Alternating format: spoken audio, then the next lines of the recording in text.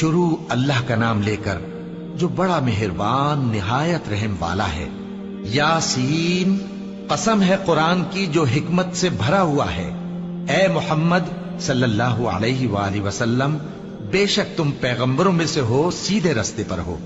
ये कुरान गालिब व मेहरबान का नाजिल किया हुआ है ताकि तुम उन लोगों को जिनके बाप दादा को खबरदार नहीं किया गया था खबरदार कर दो कि वो गफलत में पड़े हुए हैं। उनमें से अक्सर पर अल्लाह की बात पूरी हो चुकी है, सो वो ईमान नहीं लाएंगे। हमने उनकी गर्दनों में तौक डाल रखे हैं और वो ठोड़ियों तक फंसे हुए हैं, तो उनकी गर्दनें अकड़ी हुई हैं और हमने उनके आगे भी दीवार बना दी और उनके पीछे भी। फिर उन पर पर्दा डाल दिया तो ये देख नहीं सकते। और तुम इनको खबरदार करो या ना करो, इनके लिए बराबर है, ये ईमान नहीं लाएंगे। तुम तो सिर्फ उस शख्स को खबरदार कर सकते हो जो इस नसीहत यानी कुरान की पैरवी करे और रहमान से गायबाना डरे, सो उसको मगफिरत और बड़े सवाब की बिशारत सुना दो। बेशक हम मुर्दों को जिंदा करेंगे और जो कुछ वो आगे भेज चुके और जो उनके निशान पीछे रह गए हम उनको कलमबंद कर लेते हैं। और हर चीज को हमने किताब रोशन यानी लौहे महफूज में लिख रखा है। और इनसे गांव वालों का किस्सा बयान करो जब उनके पास पैगंबर आए, यानी जब हमने उनकी तरफ 2 पैगंबर भेजे तो उन्होंने उनको झुटलाया। फिर हमने तीसरे से तकवीयत दी तो उन्होंने कहा कि हम तुम्हारी तरफ पैगंबर होकर आए हैं। वो बोले कि तुम और कुछ नहीं मगर हमारी तरह के आदमी हो और रहमान ने कोई चीज भी नाजिल नहीं की, तुम महज झूठ बोलते हो। उन्होंने कहा कि हमारा परवरदिगार जानता है कि हम तुम्हारी तरफ पैगाम देकर भेजे गए हैं और हमारे जिम्मे तो साफ साफ पैगाम पहुंचा देना है और बस। वो बोले कि हम तुमको अपने लिए मनहूस समझते हैं, अगर तुम बाज ना आओगे तो हम तुम्हें संसार कर देंगे और तुमको हमसे दुख देने वाला अजाब पहुंचेगा। उन्होंने कहा कि तुम्हारी नहूसत तुम्हारे साथ है, क्या इसलिए कि तुमको नसीहत की गई? नहीं, बल्कि तुम ऐसे लोग हो जो हद से तजावुज कर गए हो। और शहर के परले किनारे से एक आदमी दौड़ता हुआ आया, कहने लगा कि ऐ मेरी कौम, पैगंबरों के पीछे चलो, ऐसों के जो तुमसे सिला नहीं मांगते और वो सीधे रास्ते पर हैं। और मैं क्यों उस जात की परस्तिश ना करूं जिसने मुझे पैदा किया और उसी की तरफ तुमको लौट कर जाना है? क्या मैं उसको छोड़कर औरों को माबूद बनाऊं कि अगर रहमान मुझे नुकसान पहुंचाना चाहे तो उनकी सिफारिश मुझे कुछ भी फायदा न दे सके और न वो मुझे छुड़ा ही सके? तब तो मैं खुली गुमराही में पड़ गया। मैं तो तुम्हारे परवरदिगार पर ईमान लाया हूं, सो मेरी बात सुन रखो। हुक्म हुआ कि बहिश्त में दाखिल हो जा। बोला काश मेरी कौम को पता चल जाए कि मेरे रब ने मुझे बख्श दिया और मुझे इज्जत वालों में शामिल किया और हमने उसके बाद उसकी कौम पर कोई लश्कर नहीं उतारा और न हम उतारने वाले थे। वो तो सिर्फ एक चिंगाड़ थी, सो वो उससे नागहां बुझ कर रह गए। बंदों पर अफसोस कि उनके पास जब कोई पैगंबर आता तो वो उससे तमस्खुर जरूर करते। क्या उन्होंने नहीं देखा कि हमने उनसे पहले बहुत से लोगों को हलाक कर दिया था? अब वो उनकी तरफ लौट कर नहीं आएंगे और सब के सब हमारे रूबरू हाजिर किए जाएंगे। और एक निशानी इनके लिए जमीन मुर्दा है कि हमने इसको जिंदा किया और इसमें से अनाज उगाया, फिर ये इसमें से खाते हैं और इसमें खजूरों और अंगूरों के बाग पैदा किए और इसमें चश्मे जारी कर दिए ताकि ये इन बागों के फल खाएं, और इनके हाथों ने तो इनको नहीं बनाया, तो फिर क्या ये शुक्र नहीं करते? वो जात पाक है जिसने जमीन की नबातात के और खुद इनके और जिन चीजों की इनको खबर नहीं सबके जोड़े बनाए। और एक निशानी इनके लिए रात है कि इस पर से हम दिन को खींच लेते हैं तो उसी वक्त उन पर अंधेरा छा जाता है और सूरज अपने मुकर्रर रास्ते पर चलता रहता है।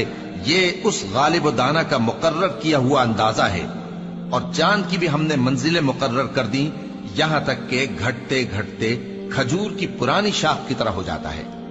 न तो सूरज ही से यह हो सकता है कि चांद को जा पकड़े और न रात ही दिन से पहले आ सकती है, और सब अपने अपने मदार में तैर रहे हैं। और एक निशानी इनके लिए यह है कि हमने इनकी औलाद को भरी हुई कश्ती में सवार किया और इनके लिए वैसी ही और चीजें पैदा की जिन पर ये सवार होते हैं।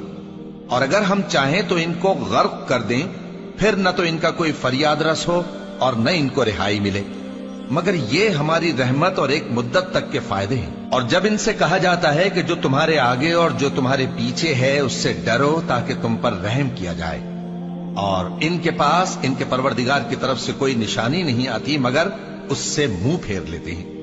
اور جب ان سے کہا جاتا ہے کہ جو رزق اللہ نے تم کو دیا ہے اس میں سے خرچ کرو، تو کافر مومنوں کے متعلق کہتے ہیں کہ بھلا ہم ان لوگوں کو کھانا کھلائیں جن کو اگر اللہ چاہتا تو خود کھلا دیتا، تم تو کھلی گمراہی میں ہو۔ اور کہتے ہیں اگر تم سچ کہتے ہو تو بتاؤ یہ وعدہ کب پورا ہوگا؟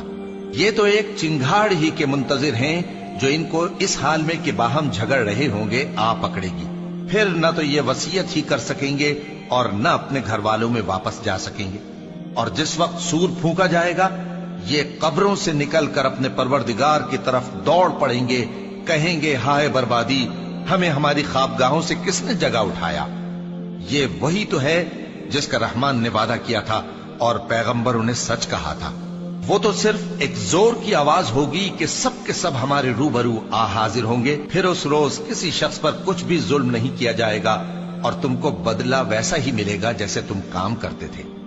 اہل جنت اس روز عیش و نشاط کے مشغلے میں خوش ہوں گے، وہ بھی اور ان کی بیویاں بھی سایوں میں تختوں پر تکیے لگائے بیٹھے ہوں گے، وہاں ان کے لیے میوے ہوں گے اور جو وہ منگوائیں گے ان کو ملے گا۔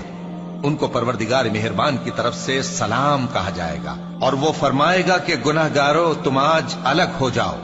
اے آدم کی اولاد، کیا میں نے تم سے کہہ نہیں دیا تھا کہ شیطان کو نہ پوجنا، وہ تمہارا کھلا دشمن ہے، اور یہ کہ میری ہی عبادت کرنا یہی سیدھا رستہ ہے؟ اور اس نے تم میں سے بہت سی خلقت کو گمراہ کر دیا تھا، تو کیا تم سمجھتے نہیں تھے؟